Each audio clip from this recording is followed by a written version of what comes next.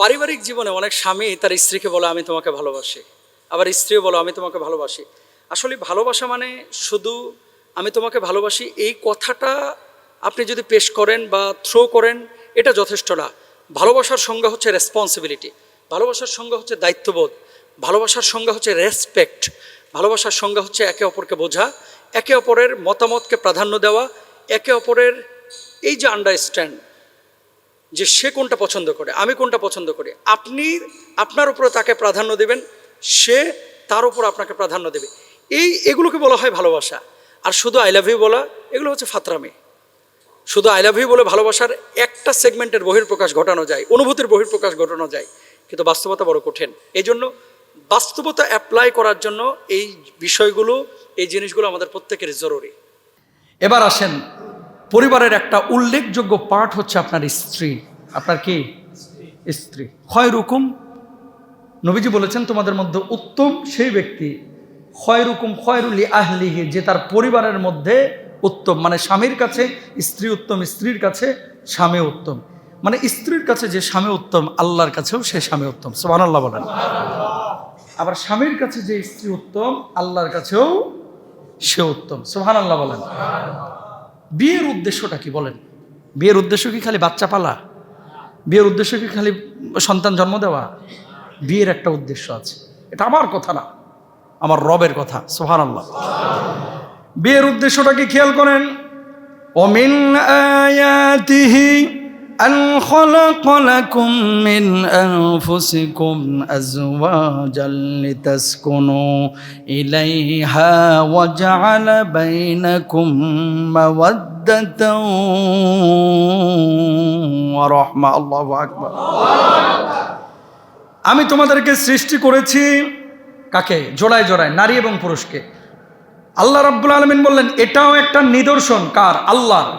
এবং এই যে বন্ধনগুলো, বৈবাহিক সম্পর্কগুলো আল্লাহ রাব্বুল আলামিন দিয়েছেন কেন?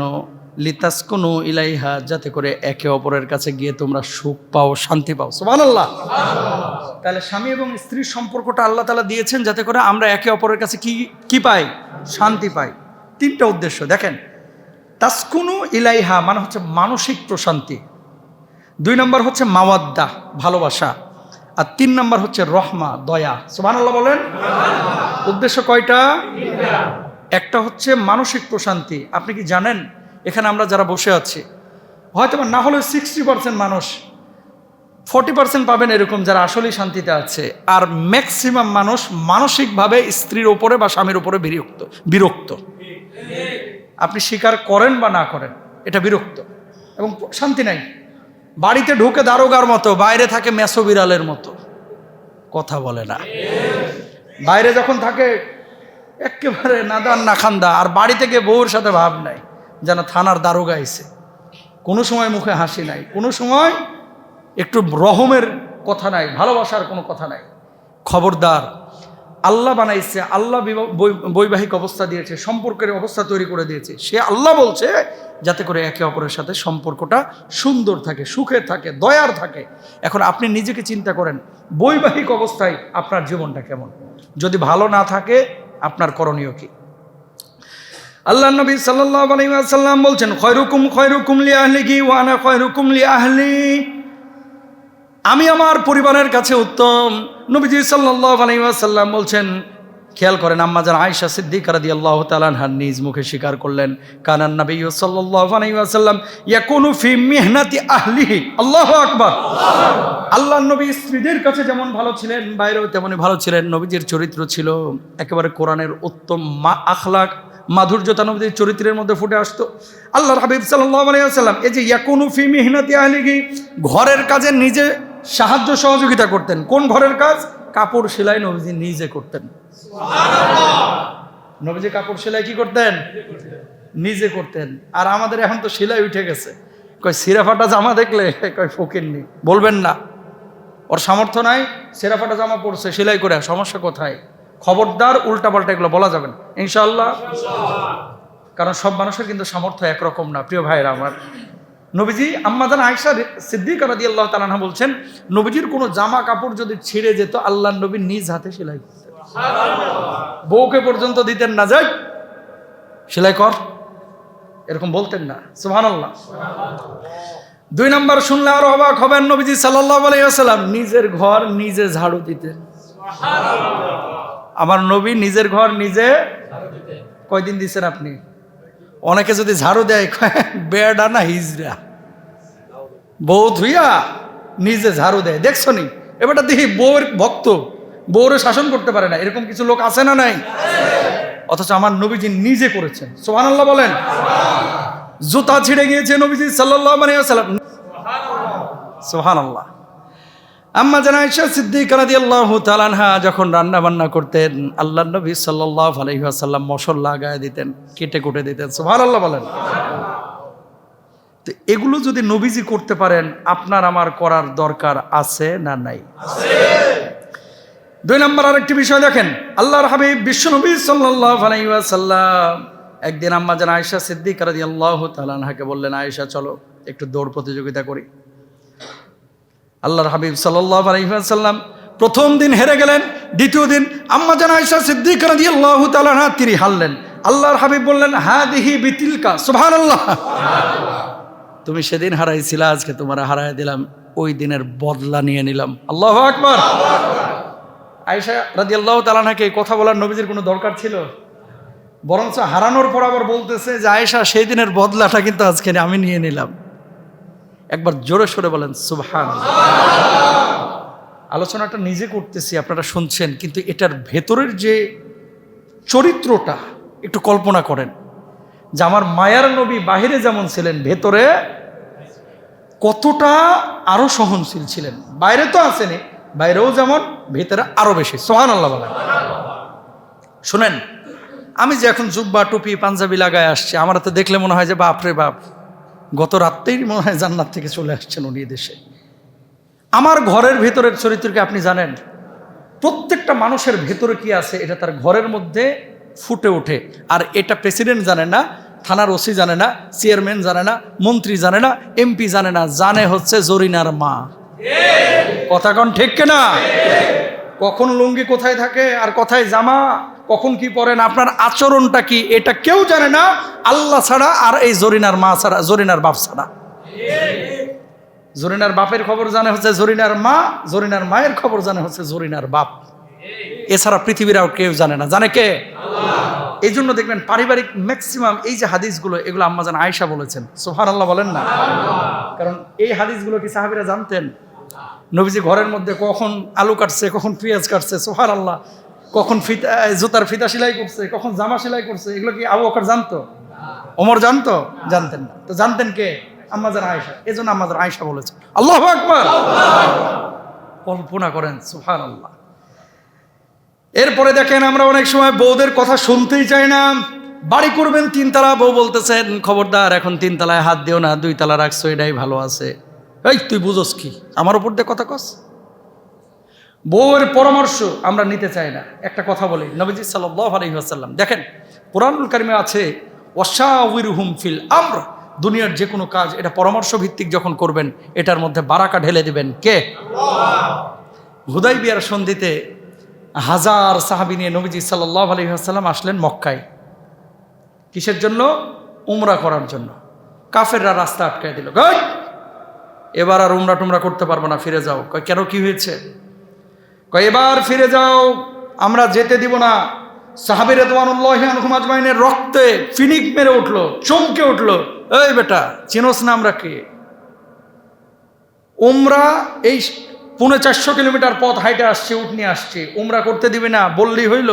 কিন্তু আল্লাহর ইশারা, নবীজির কাছে ওহী চলে এসেছে, চুক্তি তারা যেটা করতেছে এটা করে ফেলো। সুবহানাল্লাহ বলেন।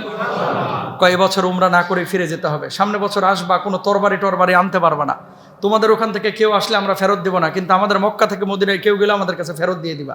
এরকম কিছু চুক্তি করলো, যে চুক্তিটাকে বাংলা ভাষায় আপনি এভাবে সংজ্ঞায়িত করতে পারেন, মামুর বাড়ির আবদার। কার বাড়ির আবদার?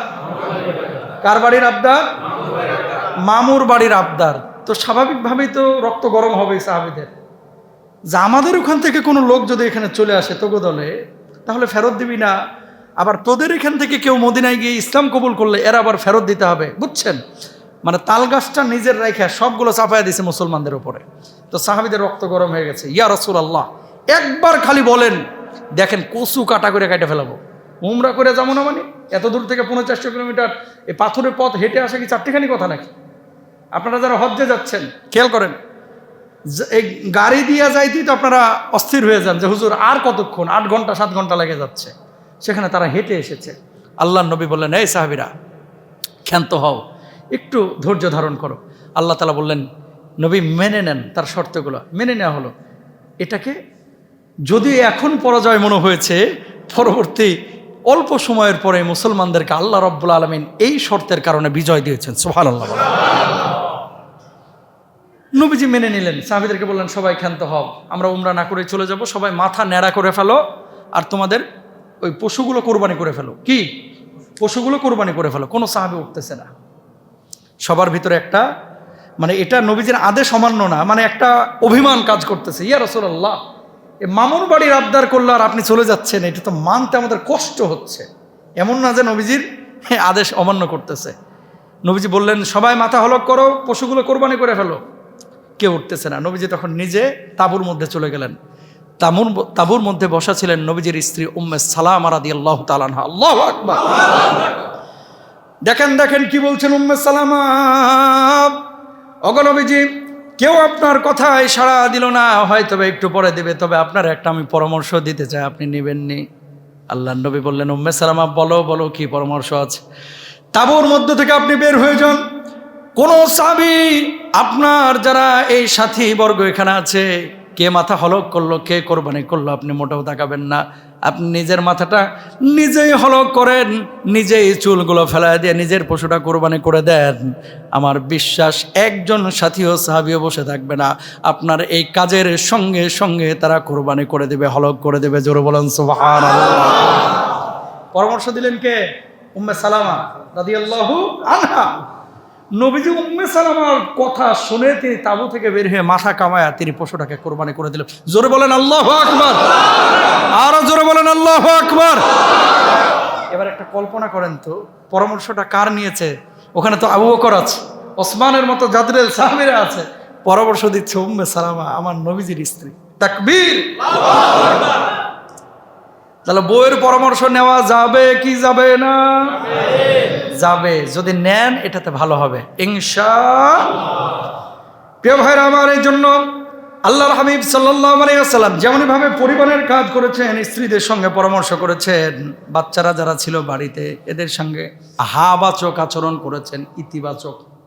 বর্তমান বিজ্ঞান একটা কথা বলছে, পশ্চিমা বিশ্বের সবাই যারা ব্রেন নিয়ে গবেষণা করে, কি নিয়ে? ব্রেন নিয়ে যারা গবেষণা করে, তারা একটা কথা বলছে, ছোট বাচ্চাদেরকে যত আপনি পজিটিভ কথা বলবেন, মানে ইতিবাচক কথা বলবেন, এরা তত পজিটিভ মাইন্ডেড হবে। আর যত আপনি নেগেটিভ কথা বলবেন, খালি না এটা করিস না, ওটা করিস না, ওটা করিস না, ওটা ধরিস না, ওটা বলিস না, এরকম আছে না কিছু লোক, সারাক্ষণ খালি স্যাপসেন করতে থাকে সারাক্ষণ। যারা এই কাজগুলো বেশি করে, এদের বাচ্চা কাচ্চাগুলো পরবর্তীতে নষ্ট হয় বেশি। নাউজুবিল্লাহ বলেন। আমার নবী ছিলেন বাচ্চাদেরকে কখনো ওই যে প্রহার করেন নাই। এই যে মুরব্বীরা আপনারা এখনো আছেন এরকম, যে হুজুর গোশতগুলো আপনার, হাড্ডি আমার, হাফেজ আপনারা বানাইতেই হবে, মারিয়ালান পিডা, খবরদার বাচ্চাকে এরকম বলবেন না, ইনশাল্লাহ বলেন। আর হুজুরদেরকেও বলবো, মাদ্রাসায় যে সমস্ত হুজুর বাচ্চাদেরকে পিটাই, ও হুজুর হওয়ার যোগ্য না, ইমাম খতিব হওয়ার যোগ্য না। কথা বলেন ঠিক না? কোথায় পাইছো মিয়া বাচ্চাদেরকে এভাবে মারা? শাসনের কথা আছে কিন্তু জুলুম না। কোথায় পেয়েছো এগুলো? ভণ্ডামি। নবীজি সাহাবীদেরকে কোরআন শিখিয়েছে, মারছে? একটা দলিল দেখান যে সাহাবীদেরকে বাঁশ দিয়ে পিটায় কোরআন শিখাইছে, দেখাতে পারবেন? যদি মুফতি সাহেব থাকেন হাত তুলেন যে হুজুর আমি জানি, দেখান একটা দলিল। তো সেখানে কি তারা ইসলাম বুঝে নাই? জিবরিল আমিন যখন নবীজির উপরে কোরআন নাজিল করলেন, কোরআন আসা যখন শুরু হলো, বুকের সাথে বুক মিলে নবীজি বলছে, মানা বেকারি, আমি পড়তে পারি না। আবার আলতো করে ধরলেন, পড়ো। আবার আলতো করে ধরলেন, পড়ো। একবার না, দুইবার না, 4 বার, 5 বার, 7 বার। নবীজির তারপর থরথর করে কাঁপুনি শুরু হয়ে গেছে, গায়ে জ্বর চলে এসেছে। কোরআন তো এভাবে নাজিল শুরু হয়েছে। আমাদের দেশের মানুষ হচ্ছে, আসলে আমরা বাপদাদা থেকে মুসলমান হয়েছি, তো পড়াশুনো তো মুসলমান হয় নাই। এজন্য ইসলামের অনেক বিষয় যেগুলো ইসলামে নাই, এগুলোকে ইসলামের ভিতরে ঢুকায়, এটারই একটা নিয়ম বানায় ফেলাইছে। বাবা আপনার ছেলে হাফেজ হতে পারলে আলহামদুলিল্লাহ ভালো, আপনার ছেলের জন্য হাফেজ হওয়া ফরজ না তো। মৌলিক জ্ঞান শেখানো, ইসলামে আইন শেখানো, ইসলামের ফরজে আইন যে বিষয়গুলো, মৌলিক জ্ঞান, কিভাবে নামাজ পড়বে, রোজা করবে, দিন ফলো করবে, সুদ ঘুষ থেকে বেঁচে থাকবে, হালাল জীবনযাপন করবে, এটা হচ্ছে ফরজে আইন। এটা কি ফরজে আইন? হাফেজ বানানো ফরজে আইন না। যদি হয় আলহামদুলিল্লাহ, নূরুন আলা নূর, আপনি হাফেজের বাবা, কিয়ামতের ময়দানে আল্লাহ আপনাকে ইজ্জত দেবেন। না হয় পেরেশানির কিছু নাই তো, ওরা নিয়ে এসে আপনি আলিয়া মাদ্রাসায় দেন, কমি মাদ্রাসায় দেন, অন্য জায়গায় দেন, বা স্কুলে পড়াইলেও প্রতিদিন আপনি মাদ্রাসার সাথে তাল্লুকাত রাখেন। হুজুর হাড্ডি আপনার, গোশত আমার, এই গোশত আপনার, হাড্ডি আমার, এই সমস্ত কথা আগের যুগে মানুষ না বুঝা বলছে। আমার বাবা বলে আসছিল, আমার বাবা বলে আসছিল ছোটবেলায়, কিন্তু এই কথা এখন বলা যাবে না, কারণ এখনকার বাচ্চারা অনেক সফট। মোবাইল আপনি বুঝেন কি, কদ্দুর বুঝেন? ওদের হাতে দিয়ে দেখেন। এটাকে আপনি স্কুলে শিখাইছেন? কথা বলেন। যে কথাগুলো বলতেছি এগুলো কিন্তু আমার কথা বলতেছি না। বিশ্ব চলছে এক গতিতে, বাংলাদেশ চলছে আর এক গতিতে। কথা বলেন না কেন? এই যে আইফোনটা, এই ফোনটা ওরে দেন, দেখবেন যে ও অনেক কিছু বুঝে, আপনি বুঝেন না। চাচারে দিলে চাচা খালি লারবো, এটা হলুদ সাদা, আর ফোন আসলে খালি কচ করছে, কই নীলটা কোনটা, টিপ মারে আর ধরে, আর লালটা কাটছে ফোনটা ইয়া করে দেয়, রেখে দেয়, মানে লালটা দিয়ে কাটে, সবুজটা দিয়ে ধরে। এই থিম ছাড়া আর কিচ্ছু জানে না। আর ওদেরকে দেন, দেখেন কত কি বাইর করে ফেলায়। মানেটা কি? আপনি কি ওদেরকে স্কুলে শিখাইছেন? খুব চিন্তা করবেন বিষয়টা। এই জিনিসগুলো ওরা শিখছে কিভাবে? নিজে নিজে টিপে টিপে কিন্তু শিখে ফেলাইছে। তার মানে কি, যারা এটা নিজে শিখতে পারে তাদের ভিতরে ক্রিয়েটিভিটি আছে, অনেক জিনিস ওরা বুঝে যেটা আপনি বুঝেন না। তার মানে কি, আল্লাহ তাআলা তাদের মেধাটাকে ওইভাবেই কিন্তু এখন তৈরি করে দিয়েছেন। ওদেরকে যদি ওইভাবে গাইড করতে পারেন, এই ছেলেগুলোই ইরানের ওই আয়াতুল্লাহ খামেনির মতো বিশ্বকে লিড করবে। কথা বলেন। কিন্তু আমরা পারতেছি না সেটা, এটা আমরা পারতেছি না। গোটা ব্রিটেন আমেরিকায় আর বই নাই, কিন্তু এখন বই দিয়ে পড়ায় না বাচ্চাদেরকে, তারা এখন সফটওয়্যার দেয়, অ্যাপস দেয়, ডিজিটাল করে পড়াচ্ছে। ওই দেশগুলোতে বাচ্চা কাচ্চারা স্কুলে যাওয়ার জন্য পাগল, আর আমাদের বাচ্চাদেরকে এখনো লাঠি দিয়ে পিটাইতে পিটাইতে নিতে হয়। কথা বলেন না কেন? এই যে আমার বাচ্চাদেরকে লন্ডনে ভর্তি করছিলাম না, সকালবেলা ওইটা পাগল করে ফেলায়, কখন স্কুলে যাব, কখন মাদ্রাসায় যাব। স্কুল থেকে যখন নিয়ে আসি তারা আসতে চায় না, মনটা কালো হয়ে যায়, খারাপ হয়ে যায়। তো এই যে আগ্রহ, ওখানে যাওয়ার জন্য পাগল আর এখানে না যাওয়ার জন্য পাগল। তার মানে কি, ওই পরিবেশটা আমরা দিতে পারি নাই। আমি আপনাদেরকে বলবো, আপনাদেরও দায়িত্ব আছে ভাই, আপনাদেরও দায়িত্ব আছে। সব কিছু বাংলাদেশের স্কুলগুলোর উপরে নির্ভরশীল, মাদ্রাসার উপরে নির্ভরশীল হওয়া যাবে না। বাচ্চাদের প্রথম ইনস্টিটিউট হচ্ছে আপনার পরিবার, আপনার পরিবার, আপনার পরিবার। 50% জিনিস বাবার থেকে আর মার থেকে শিখে। আপনি যদি মুখ খারাপ করেন কারোকে, আপনার ছেলেটা ওই মুখ খারাপ শিখবে। আপনার অ্যাটিটিউড, আপনার বলা, আপনার কথা, এ সব কিছু শিখে কিন্তু আপনার থেকে, আপনার ওয়াইফের থেকে। এর জন্য আমি বলি ভাই, বাচ্চারা হচ্ছে আপনার মূল অ্যাসেট। প্লিজ বাচ্চাদেরকে সবসময় স্যানস্যান করেন না, নাবাচক কথা বলেন না, এদের সাথে পজিটিভ থিঙ্কে হাবাচক কথা বলেন, এবং বাচ্চাদেরকে সৎ বানান, বাচ্চাদেরকে ইতিবাচক মনোভাব নিয়ে বেড়ে ওঠান। দেখবেন এই বাচ্চাগুলোই আগামীর বিশ্বকে লিড করবে ইনশাআল্লাহ। আল্লাহ কবুল করুক, সবাই বলেন আমিন। প্রিয় ভাইরা আমার, এরপর আল্লাহর নবী সাল্লাল্লাহু আলাইহি ওয়াসাল্লামের স্ত্রী আম্মা জানা আয়েশা সিদ্দিকা রাদিয়াল্লাহু তাআলা আনহা, তিনি বলছেন, মা দরাবা রাসূলুল্লাহ সাল্লাল্লাহু আলাইহি ওয়াসাল্লাম শাইউন কাত্তুন বিয়াদিহি। জোরে বলেন সুবহানাল্লাহ। আল্লাহর নবী তার গোটা জীবনে একদিনও কোনো স্ত্রীকে মারেন নাই। আল্লাহু আকবার বলেন। নবীজি জীবনে কোনো স্ত্রীকে মারেন নাই।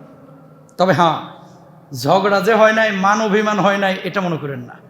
নবীজি কোনো কারণে অভিমান হয়েছে, বাড়ি থেকে বের হয়ে গেছেন, আবার একটু পরে বা কিছুদিন পরে আবার ঠিক হয়ে গেছে, আবার চলে এসেছেন। কিন্তু এই যে মারধর করা, প্রহার করা, এটা ইসলাম অনুমোদন করে না। কখনো বউদের গায়ে হাত তুলবেন না। এবং অনেক স্ত্রী আছে, আমি জানি না বাড়ি থেকে আওয়াজ পাচ্ছে কিনা, গণমাধ্যম আছে, মিডিয়া আছে, আওয়াজ পাবে কোনো না কোনো বউ যদি স্বামীর গায়ে হাত তুলে, ওই বউয়ের হাতও জাহান্নামে, ও জাহান্নামে।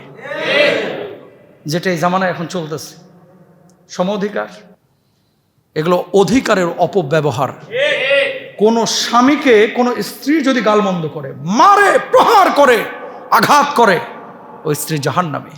যেমনইভাবে স্ত্রীকে মারা যাবে না, স্ত্রীর কোনো কথন, বলন, চলন, স্বামীর সাথে এরকম অ্যাটিটিউড করা যাবে না। কারণ কোনো স্ত্রী মারা যাওয়ার পরে স্বামী যদি বলে যে স্ত্রীটা ভালো ছিল, আমার আল্লাহ বলছে ওই স্ত্রী ভালো, তার জন্য জান্নাতের ফয়সালা। সুবহানাল্লাহ। আর যদি স্ত্রীকে খারাপ বলে তাকে জাহান্নামে যেতে হবে। আল্লাহ মাফ করুক, আমিন বলেন।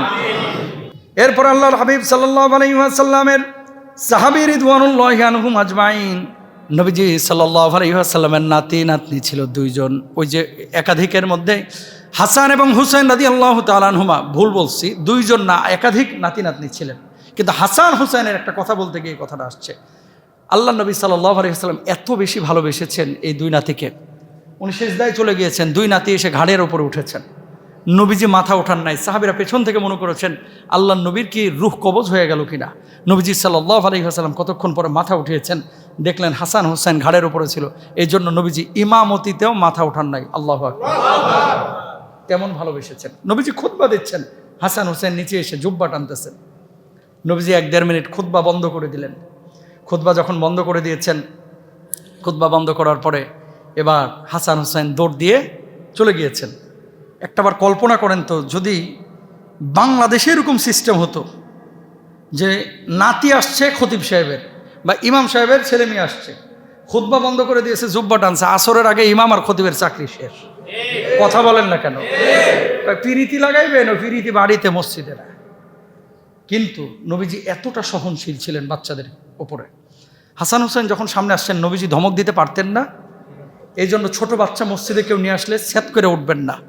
মনে রাখবেন, এই বাচ্চারাই আগামীর বাংলাদেশ, এই বাচ্চারাই কিন্তু আগামীর বিশ্বকে লিড করবে।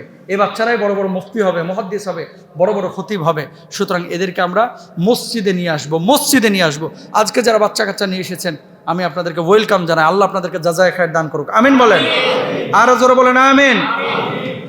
সব শেষ, 2-4 মিনিটের মধ্যে আলোচনা শেষ করব। নবীজি সাল্লাল্লাহু আলাইহি ওয়াসাল্লাম এই যে পারিবারিক বন্ধনটাকে স্ট্রং করা, স্বামী স্ত্রীর মধ্যে ভালোবাসা বাড়ানো, এটার জন্য কিছু তরিকা বলে দিয়েছেন, কিছু পয়েন্ট বলে দিয়েছেন। এই আলোচনাটা করেই 3-4 মিনিটের মধ্যে আলোচনা শেষ ইনশাআল্লাহ তাআলা। 1 নম্বর, আল্লাহর হাবিব সাল্লাল্লাহু আলাইহি ওয়াসাল্লাম ঘরের কাজে যেহেতু স্ত্রীদেরকে সহযোগিতা করেছেন, আপনারাও ঘরের কাজে সহযোগিতা করার চেষ্টা করবেন ইনশাআল্লাহ বলেন। 2 নম্বর, নিজের ওপরে স্ত্রীকে প্রায়োরিটি দেওয়ার চেষ্টা করবেন। নিজের ওপরে আমরা সবসময় কি করি, নিজে যেটা পছন্দ করি সেটাই আমরা স্ত্রীর উপরে চাপায়া দিই। আবার স্ত্রীরা নিজের পছন্দের বিষয়টাকে আমরা প্রায়োরিটি দিই না। মুমিন, আপনার সামাজিক জীবন বলেন, পারিবারিক জীবন বলেন, নিজের উপরে অন্যকে যখনই প্রাধান্য দেবেন, আল্লাহর নুসরত আপনার উপরে আসবে, সাহায্য আসবে। সুবহানাল্লাহ বলেন। দোয়া করবেন একে অপরের জন্য, স্বামীও করবেন, স্ত্রীও করবেন। কি দোয়া? সবাই বলেন আমার সাথে, রব্বানা হাব লানা মিন আজওয়াজিনা ওয়া যুররিয়াতিনা কুররাতা আ'য়ুনিন ওয়াজআলনা লিল মুত্তাকিনা ইমামা। আল্লাহু আকবার। আপনিও করবেন, আপনার স্ত্রীকেও এই দোয়াটা করতে বলবেন নামাজের পরে ইনশাআল্লাহ। এরপর আল্লাহর হাবিব সাল্লাল্লাহু আলাইহি ওয়াসাল্লামের হাদিস কি, রহিমাল্লাহু রাজুলান কামা মিনাল লাইলি ফাসাল্লা ওয়া আইকাযা ইমরাআতাহু। জোরে আল্লাহু আকবার। আমার কথা না, নবীজির হাদিস, আবু দাউদ শরীফের 1308 নম্বর হাদিস। আল্লাহ সেই ব্যক্তির উপরে রহম করেন, সেই পরিবারের উপরে রহম করেন যে রাতে উঠে নামাজ পড়ে এবং তার স্ত্রীকেও জাগিয়ে দেয় নামাজ পড়ার জন্য। আল্লাহু আকবার। তাহলে নিজে নামাজ পড়বেন আর বউরে একটু আদর সোহাগ করে বলবেন যে তুমিও নামাজ পড়ো, ধমকায় না, ঠিক আছে? একটু ভালোভাবে বুঝান যে দেখো, তাহাজ্জুদ তো আল্লাহর কাছে সবচেয়ে প্রিয়, সুতরাং আমি পড়তেছি, তুমিও পড়ো। আমি ফজরটা পড়তে গেলাম মসজিদে, তুমিও ঘরের মধ্যে ফজরটা পড়ো ইনশাআল্লাহ বলেন। তো যদি এই কাজ করেন, আমার নবী বলছে সুনানে আবু দাউদের হাদিস, ওই পরিবারের উপরে, ওই ব্যক্তির উপরে, ওই স্বামী স্ত্রীর উপরে আল্লাহর রহমের প্রবাহ চালু হয়ে যায়। সুবহানাল্লাহ। এরপর আল্লাহর নবী সাল্লাল্লাহু আলাইহি ওয়াসাল্লাম, তিরমিজির হাদিস 2392 কি বলছেন, ইদা হাব্বার রাজুলু আখাহু ফালইখবিরহু। যখন কেউ কাউকে ভালোবাসে তখন তাকে জানিয়ে দেওয়া। আপনি যদি স্ত্রীকে ভালোবাসেন, বলেন আমি তোমাকে ভালোবাসি। আপনি যদি আপনার বন্ধুকে ভালোবাসেন, বলেন আপনাকে আমি ভালোবাসি, মহব্বত করি। আপনি মুরব্বীকে ভালোবাসেন, কাকা আসসালামু আলাইকুম, কেমন আছেন, বুকে টেনে নেন, কপালে একটা চুমু দেন, কাকা আপনাকে দেখলে আমার দিলটা ঠান্ডা হয়ে যায়, আপনাকে আমি খুব ভালোবাসি, কাকা আমার জন্য একটু দোয়া করবেন। সুবহানাল্লাহ বলেন না। আপনার বাবাকে একটু বুকে টেনে নেন, কপালে একটু চুমু দেন, আব্বা আপনাকে ভালোবাসি, আলহামদুলিল্লাহ। চাচাকে বলেন না। এই কথাটা বললে 1 লাখ টাকা দিলে জানা খুশি হবে, কথাটা একই রকমের খুশি হবে। সুবহানাল্লাহ বলেন। মানুষ কিন্তু কথার দ্বারা মানুষের মন জয় করা যায়। কথা দিয়ে যেমন ফিতনা তৈরি করা যায়, কথা দিয়ে সম্পর্ক বিচ্ছিন্ন করা যায়, কথা দিয়ে সারা পৃথিবীর মানুষের মনও জয় করা যায়। এই আমার কথা না, এটা নবীজির কথা। তাহলে ভালোবাসার কথা মৌখিকভাবে বলার কথা বলেছেন কে? নবী সাল্লাল্লাহু আলাইহি ওয়াসাল্লাম। এরপরে হচ্ছে তাবাসসুমুকা ফি ওয়াজহি আখিকা সাদাকা। জামে তিরমিজির 1956 নম্বর হাদিস। স্ত্রীদের সঙ্গে হাসি মুখে কথা বলা এবং নম্র আচরণ করা, এটাও সাদাকা। ধরেন 2000 টাকা দান করলে তো পয়সা খরচ হয়, একটা হাসি দিতে কয় টাকা খরচ হয়? ও আপনাদের এখানে তো হাসি দিলে খরচ হয় মনে হয় টাকা পয়সা। চুপ করে বসে রয়েছেন দেখে, হাসলে কি ক্ষতি হয়? আরে মুসল্লির সাথে আপনার দেখা হলো, খতিবের সাথে দেখা হলো, দোকানদারের সাথে দেখা হলো, আগে মুচকি হাসিটা দিয়ে সালাম দিবেন, আসসালামু আলাইকুম ভাই কেমন আছেন, এই দেখে তাকান, আমার মুখের দিকে তাকান, আসসালামু আলাইকুম ভালো আছেন ভাই, আল্লাহু আকবার কেমন আছেন আপনি।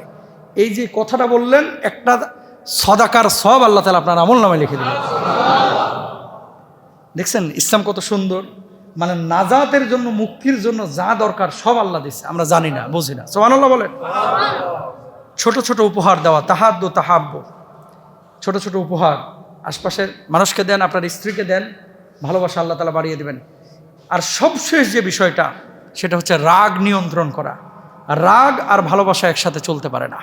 ওয়াল কাযিমিনাল গায়যা ওয়াল আফিনা আনিন নাস।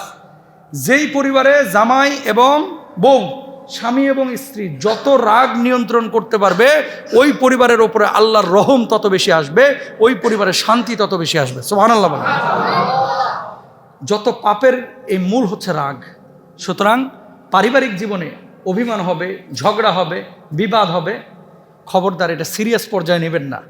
কারণ যত রাগ গুচ্ছাই হোক, রাত্রিবেলায় ও বিছানা গেলেই সব ঠান্ডা, আলহামদুলিল্লাহ সব রাগ গুচ্ছা চলে যায়। এটা কার ইশারা? আল্লাহর। লিয়াসকুনা ইলাইহা, সুবহানাল্লাহ। কিন্তু আমাদের কমিউনিটির সমস্যা হচ্ছে, ওই যে বলেছিলাম ঢাকা সিটিতে নাকি 60,000-এর উপরে তালাকের আবেদন পড়ছে প্রতি বছর এভারেজে। নাউজুবিল্লাহ বলেন। রাগ যখন ওঠে, কয় তুই তালাক, তোর মা তালাক, তোর বাপ তালাক, তোর 14 গোষ্ঠী তালাক, বাইর হ। নাউজুবিল্লাহ বলেন। খবরদার তালাক শব্দ উচ্চারণ করবেন না, ইনশাল্লাহ বলেন। এতে করে কি হয়, আপনি হয়তো বা সেপারেশনে চলে যান, ছোট্ট বাচ্চাগুলো বিপদে পড়ে, না তারা বাবার মায়া পাচ্ছে, না তারা মায়ের মায়া পাচ্ছে। এই জন্য বলবো, চূড়ান্ত পর্যায়ের বিচ্ছেদের কোনো কারণ না থাকলে কেউ তালাকের পথে যাবেন না। ইনশাআল্লাহ আপনাদের পরিবারের মধ্যে বারাকা দান করুক, আমিন বলেন। আল্লাহ তাআলা ছেলে মেয়ে আহাল পরিবারের মধ্যে ভরপুর বারাকা দান করুন। আল্লাহ শান্তি বিরাজমান করে দেন, ছেলে মেয়েদেরকে দিনদার মুত্তাকি পরেজগার বানায় দেন। হাদা মা ইনদি ওয়াল ইলমু ইনদাল্লাহ আলাইহি তাওয়াক্কালতু ওয়া আলাইহি উনীব ওয়া আখির দাওয়ানা আলহামদুলিল্লাহি রাব্বিল আলামিন।